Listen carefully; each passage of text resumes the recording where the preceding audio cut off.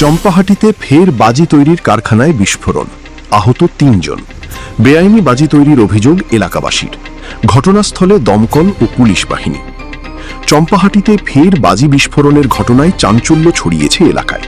বিস্ফোরণে ৩ জন আহত হয়েছেন বলে প্রাথমিকভাবে জানা গিয়েছে। আহতদের আশঙ্কাজনক অবস্থায় হাসপাতালে নিয়ে যাওয়া হয়েছে। স্থানীয় সূত্রে জানা গিয়েছে, আহতদের মধ্যে পদ্মরানী নস্কর নামে প্রায় 52 বছর বয়সী এক মহিলা রয়েছেন। তিনি বাপি নস্করের আত্মীয় বলে জানা যাচ্ছে।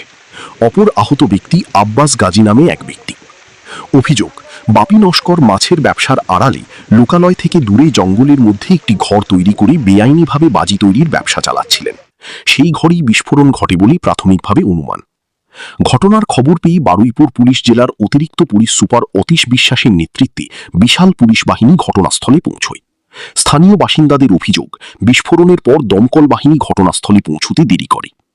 কিভাবে বিস্ফোরণ ঘটল এবং ওই জায়গায় কিভাবে বাজি তৈরির কাজ চলছিল তা খতিয়ে দেখছে বারুইপুর থানার পুলিশ। ঘটনায় পূর্ণাঙ্গ তদন্ত শুরু হয়েছে।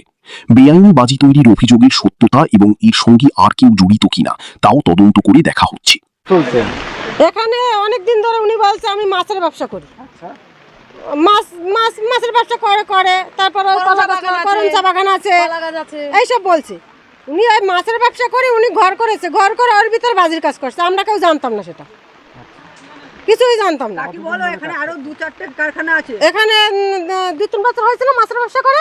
3 বছর আমরা ওদিকে আমরা তো সব ব্যস্ত, আমরা কি ওইদিকে কেউ যাই?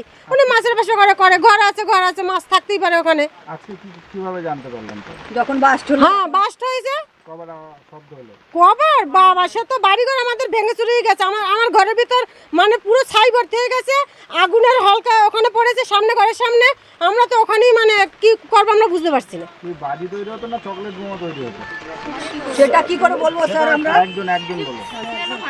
ছেল তো ছেল সব রকমই হতো ওখানে মনে হয়। কে নাম কি? নাম বাপ্পি। কি বাপ্পি টাইটেল জানি না। টাইটেল বাপ্পি নাম, এটাই জানি। আপনার কি নাম? কখন করে যেত, কখন আসতো?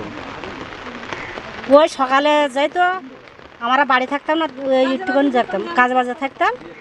আর বারণ করলেও শুনতো না। কি বারণ করেছিলেন? যে হচ্ছে এখানে কাজ বাজ করো না, আমাকে হচ্ছে রাস্তায় আইসো না তোমরা, কিছুতেই শুনিনি। মানে আপনারা জানতেন যে বাজি তৈরি? হ্যাঁ হ্যাঁ হ্যাঁ হ্যাঁ। কতদিন ধরে তৈরি হচ্ছে বাজি? এই 3 বছর। 3 বছর ধরে?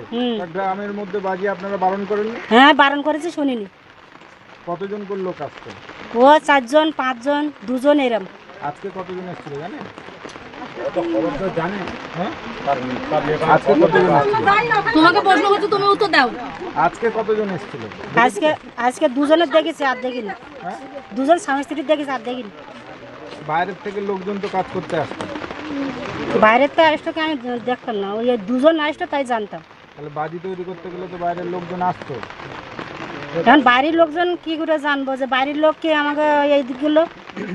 কি নাম আপনার? শ্রীমতী। পাতলু, ইদানিং চোখে একটু ঝাপসা দেখছি। চোখটা কোথায় দেখাই বলো তো? কোথায় আবার? চোখের চিকিৎসার সেরা ঠিকানা জয়নগর রথতলার মোড়ে। I safe. চোখের যে কোনো সমস্যায় সুচিকিৎসার জন্য চলে আসুন জয়নগর রথতলার মোড়ে সুপ্রাচীন চক্ষু চিকিৎসা কেন্দ্র আই সেফি। এখানে অত্যাধুনিক পদ্ধতিতে চোখের চিকিৎসা করা হয়। মনে রাখবেন, চোখ আপনার অমূল্য সম্পদ, তাই চোখকে রাখুন নিরাপদ।